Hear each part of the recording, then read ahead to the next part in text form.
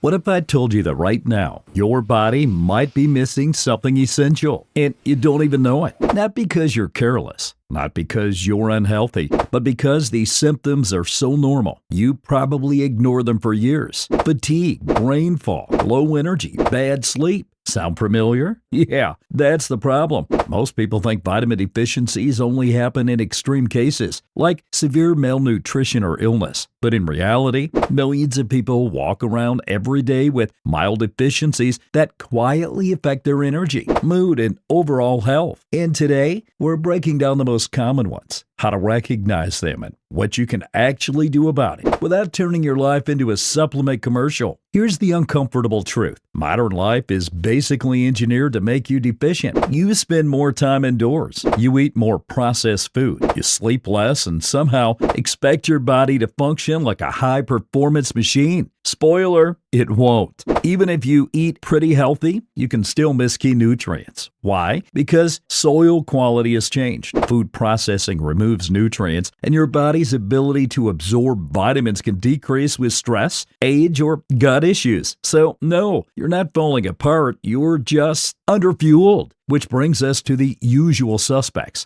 Let's start with one of the most common deficiencies in the world, vitamin D, also known as the sunshine vitamin, which is ironic because most people barely see the sun anymore. Low levels of vitamin D have been linked to fatigue, low mood, weak immune function, even muscle pain. And here's the tricky part. These symptoms are vague. You don't think vitamin deficiency, you think, I'm just tired or I didn't sleep well. Meanwhile, your body is quietly sending signals like a polite but ignored email. Why does this happen? Because vitamin D mostly comes from sunlight, not food. So if you work indoors, live in colder climates, or wear sunscreen constantly, you're already at risk. And no, drinking one glass of milk isn't going to save you. Next up, vitamin B12. This one is all about energy, brain function, and nerve health. When you're low on B12, you might experience constant fatigue, brain fog, poor memory, even tingling in your hands and feet. Fun, right? B12 is mostly found in animal products, meat, eggs, dairy.